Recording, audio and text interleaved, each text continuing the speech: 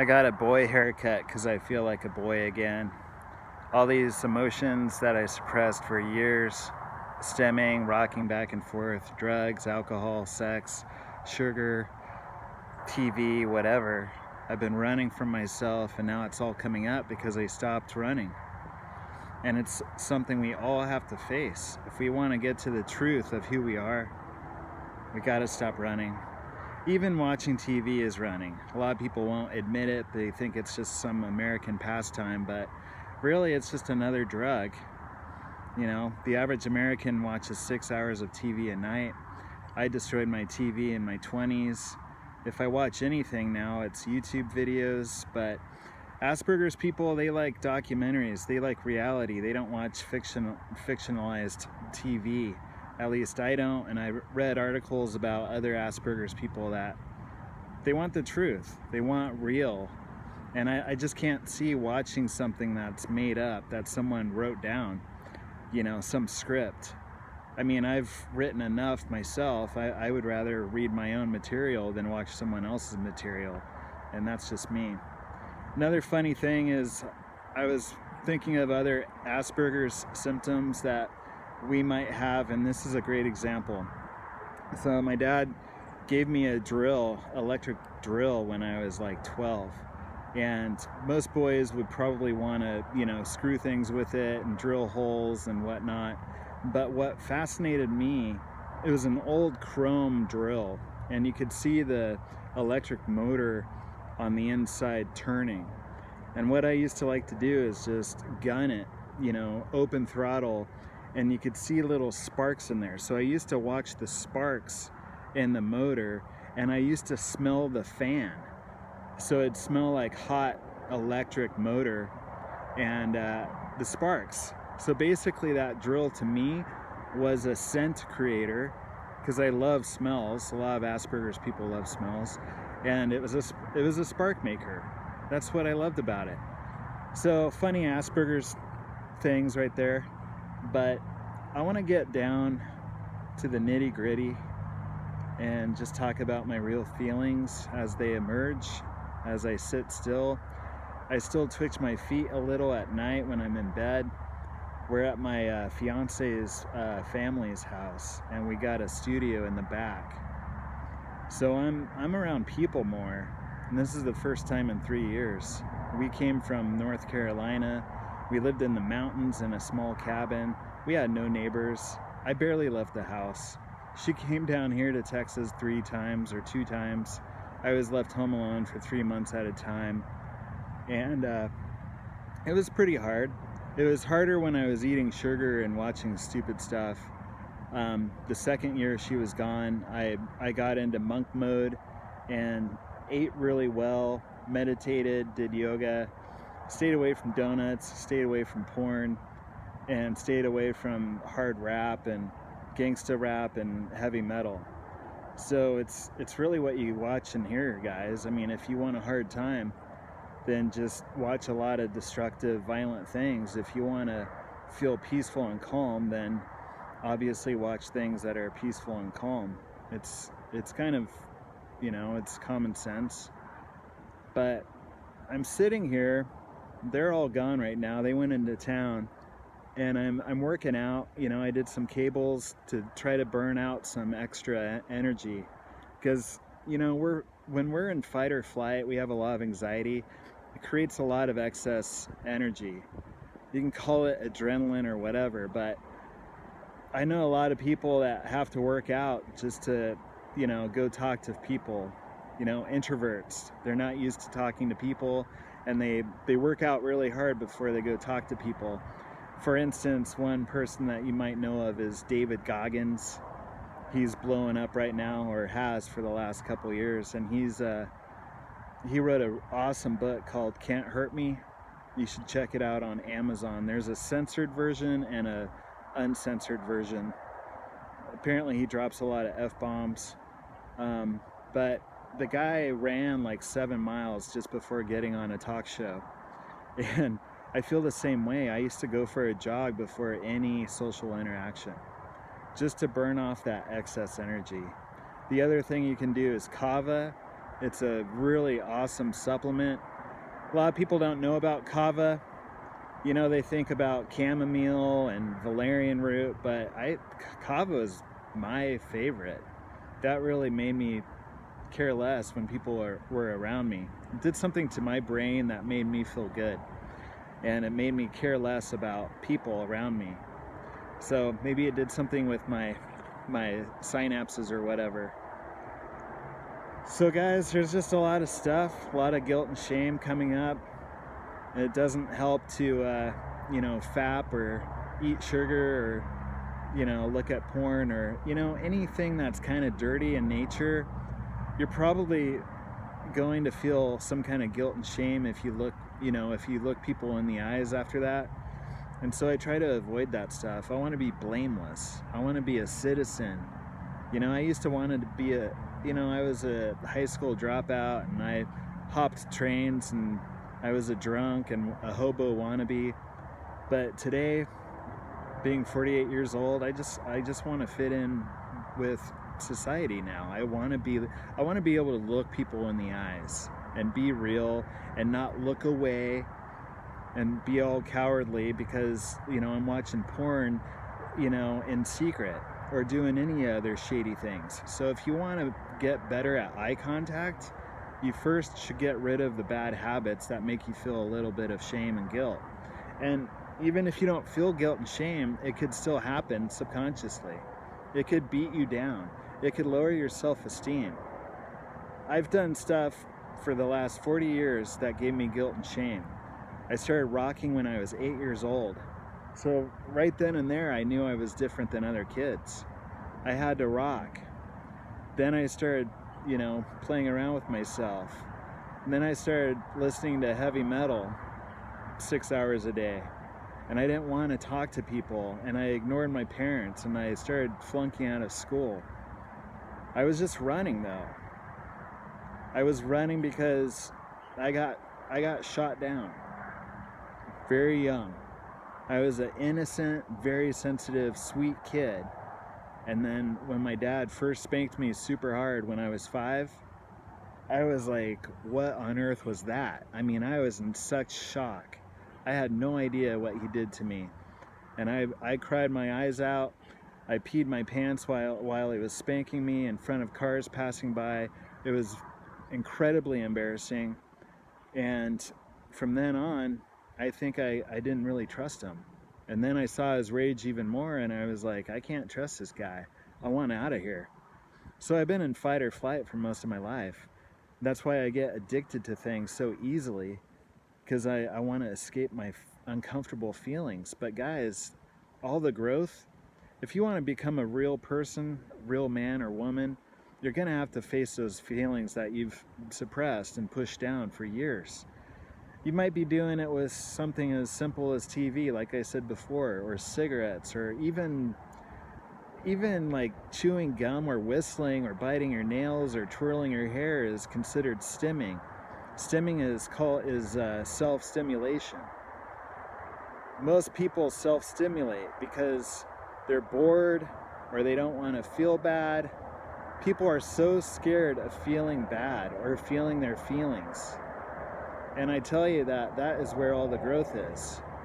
And I'm not talking down to you. I'm discovering this at the same time you are. I don't even know who I am right now. I'm 48. I look like a man, but I feel like a boy. Mentally stunted from drugs and alcohol and rocking for 40 years. I'm trying to pick up the pieces. I have to fit in all of a sudden. We moved down here, and now there's 2 other people in the house. I don't know what to do. I go out there and say, hi, good morning, go to the bathroom, and then hide back in our studio. So, and I can't even get near a dinner table with them. Never even had dinner at a table with a couple before, besides my family. And last time I had dinner at a dinner table with my family, I had a panic attack. And my counselor at the time was like, you probably had that panic attack because you felt safe enough to start bringing up all those emotions against my dad or whatever. Suppressed rage, fear. And I sat at the table and sweat started pouring down my face. My dad looked at me like, "Are you okay?" And I felt like I was having a heart attack. I was like, "No, I gotta lay down."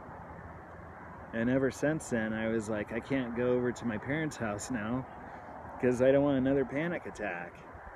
They call that panic disorder. When you're scared of having another panic attack, you avoid the place that created it. You know, people have that with PTSD, you know, where they go back to a crime scene and they have a flashback. And you feel all those emotions again. It's pure fear. It's like seeing a shark or something. You feel like you're having a heart attack. So obviously you want to avoid that at all costs. Unfortunately, it was around my dad. So now when they come visit, I'm all nervous. And my mom's like, we're your parents. You shouldn't worry about us. I'm like, I know, it's my body. I can't control the reactions of my body. I love you guys, but I'm freaking out right now. My eyes start twitching. Last time I saw them in California, I just broke down crying. I was like, I'm really nervous right now, guys. I know this should be a fun time and we should go out and have, you know, lunch and dinner at restaurants, but I'm scared. And my dad was like, you need to get help, son. And I'm not getting on meds. It's a big scam. I know I can do it naturally. I have done it naturally. I'm around Misha's family right now. It's incremental, guys. It's small steps. Do something that's a little bit uncomfortable. You got to work your way up to big stuff. But the small stuff you got to go through to get confidence and self-esteem. So something as small as holding eye contact for a minute longer with somebody, or saying hi to somebody, or creating small conversation. If you go get a coffee from a coffee shop, just pause for a minute longer and just say, how's your day? Let them talk. All you have to do is nod your head. And you know what's funny is I didn't really know how to nod. I thought I had to smile the whole time they talked, because I saw my mom doing that growing up. It's like, crap, how am I going to hold a smile the whole time someone talks to me? That's the fake stuff I don't like, and it causes a lot of anxiety and stress. So just be yourself. And I know that's easier said than done. I don't even know who I am. How am I supposed to be myself? Luckily, Misha's family knows that I have Asperger's, so they're going to give me a little break. They're going to give me some leeway. They're going to understand a little bit more if I go in the back room and they don't hear from me. But it's still stupid. Why should I have to go through all this stuff? Jog for 5 miles before seeing friends? Hiding in a room? I mean, I used to rock 14 hours a day. You think I have any self-esteem from rocking 14 hours a day? I gotta get back into society slowly. Another good book you should read is How to Win Friends and Influence People, or How to Influence People and Win Friends, Dale Carnegie. Because what people want the most from you is just you to ask them questions and listen. Then you'll win a lot of friends because everyone wants to talk. But if you're the one asking them questions and calling them by their first name, you're going to win tons of friends. Not that we want friends with Asperger's, but if you do want to get back into society, the best way to do that is ask them questions. It's easy. Just learn how to nod. Ask a question. Try to look them in the eye. If you can't, you can divert your eyes for a couple seconds and then try to hold eye contact again. Ask them questions, call them by their first name, and they will love you because everyone is thinking about themselves. No one wants to ask questions because everyone wants to talk. But that's where we're different, guys. We can ask questions and nod. That's all you gotta do. And don't worry if you don't want to smile, don't smile. That's my lesson. If you don't want to smile, don't smile. Most people don't smile. You look at some family photographs, the family's not smiling. Mexicans don't smile, really. Peruvians don't smile. It's not in their culture. It must be an American thing where we were taught to smile. Say cheese. But it's just a facade. It's fake. Most of us are feeling anxious and depressed, and half of us are on some drug or another. Last thing we want to do is smile. It's the furthest thing away from our heart is to smile. So be real. Be real, and things will unfold, and you will start to know yourself more and more. And you actually respect yourself more when you don't have to smile. When you smile and you don't feel like it, you're just jumping through their hoops and doing song and dance for people. That's going to lower your self-esteem more. Because you're going to be like, man, that was fake. Why did I do that? It's all about authenticity. So I want to be real. I want to be authentic. I want to feel like I'm in my 20s again. I want to lose weight. I want to feel free. That's what this whole channel is about, is feeling free in our own skin. I want to get out of debt, lose 20 pounds, and meditate at least 3 hours a night. Go monk mode, hardcore. Go monk mode. You know, make a little monastery in your house. Sit alone. Let those tears come up. Let those tears come up. Welcome it. Welcome everything. Love everything. Anything that comes up, love it. Even if it's bad. Because usually the bad stuff is where the lessons are. That's where the nuggets are. People are like, I can't have any bad. It's like, well, then you're missing out on a ton of lessons. That's what this life is about. People call it soul school. We're here to learn our lessons and acquire wisdom. Then we can pass on. Pass over. We don't just die, we pass over. How are you going to pass over? How are you going to look at God if you're just chewing bubble gum your whole life? Or working at a factory for 40 years and not doing any work? You can still work in a factory, but you got to sit still and start journaling. You're like, well, I don't know how to write. It's like, yeah, you do. You know how to write. You probably write more than you think. So in my 20s, I loved writing, journaling, reading fun books, Jack Kerouac, hitchhiking, hobo stories, wine under the stars. Don't need the wine anymore. Holy Spirit's better. It's a cleaner high. Lasts longer, fills your heart. That's what we're all trying to do, is fill our heart. You can't fill your heart with eating crap and doing bad things. You can only fill your heart with God and love and forgiveness. So forgive the people that burned you. I still have to forgive my dad. A lot of people do. A lot of people have to forgive their dads. You do that, you're halfway to Jesus. Jesus loves all of us, no matter what. Even the murderers. You might not like that. You might be like, no way. How can you love a murderer? Well, we're all his children. And some people do bad things. But usually they're just operating out of fear. They had crappy dads, and they had crappy dads, and they had crappy dads. That's why it says in the Bible that generations can be cursed, up to 3 to 4 generations. So it's your time to break the chains, the shackles of your generation, of your bloodline. Be the first one to ask questions and say, how are you doing today? Oh, hold the door open for someone. Smile, even if they don't smile back. Do the little things. It's the little things that count. That's it for today. Love you guys. Hit that subscribe button. We'll talk to you soon.